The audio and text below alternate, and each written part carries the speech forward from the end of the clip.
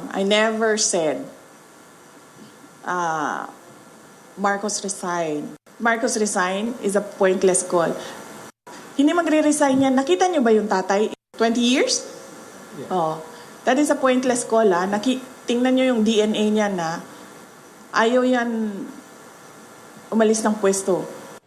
Yan ang pahayag ni Vice President Sara Duterte nang tanungin tungkol sa mga panawagan na mag-resign si Pangulong Bongbong Marcos.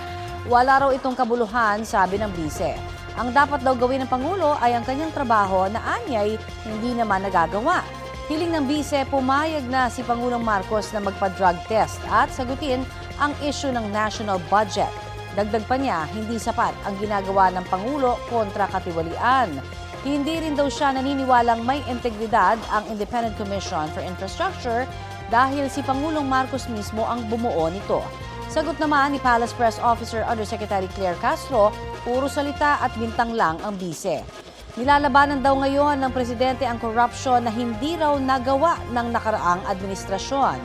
Dinipensahan pa nga raw noon ang mga umaabuso sa kaban ng bayan, tulad ng issue sa Pharmaly scandal o ang maanumalya umanong pagbili ng overpriced na medical supplies ng Duterte administration noong COVID pandemic.